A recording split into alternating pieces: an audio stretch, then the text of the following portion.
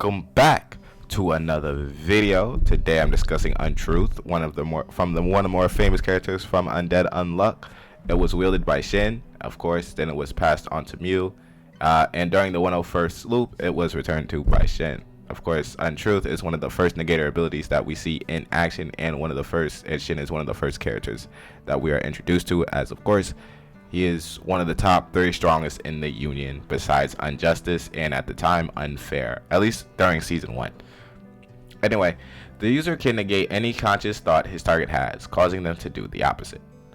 For Shen, of course, to activate his ability, he must become subconsciously fond of his target, so he must always be in a good mood, mostly pertaining to his attitude, of course. That's why you always see him with a smile.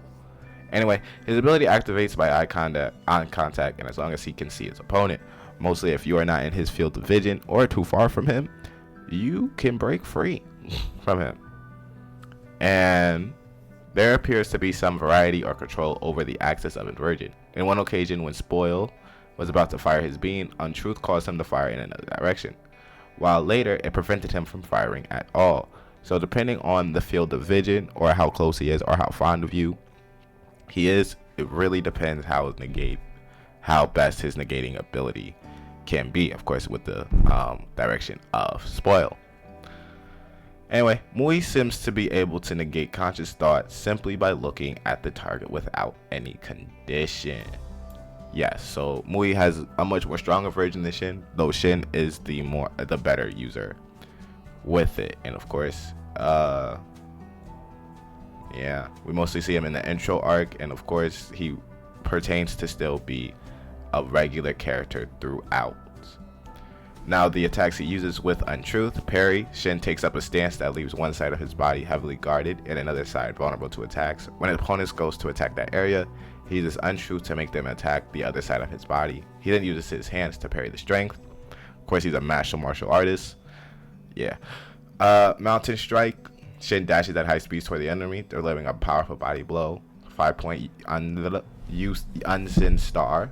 Shin dashes at the enemy almost instantaneously before simultaneously striking the head, knee, and shoulders, and remaining knee in that order.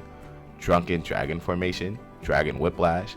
Extremity of Life, that the school of Shin Hakugyoko focuses on. It is obtained by mastering and joining together all 8 extremities: Silence, Rage, Open, Cycle, Drunk, Muscle, Blood, and Bloom, and Life Destruction Formation. Of course, he's a master staffmanship, as we see him always using his staff, or sometimes he'll just throw hands. He'll throw hands. Let's be for real. Shin is very skilled in using his staff as a weapon, managing to handle it perfectly, delivering quick and precise strokes, and multilingualism. But that's just different. He speaks one language to us, which is rather Japanese. Does he speak Chinese in the sub? I honestly could not tell you. I only seen the dub version. Anyway.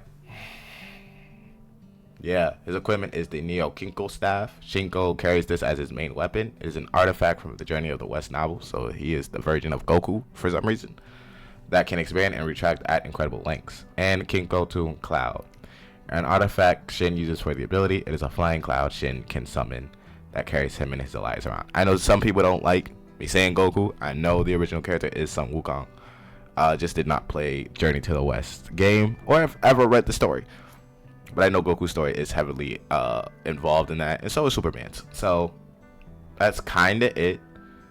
Like and subscribe, and I'll see you in the next one.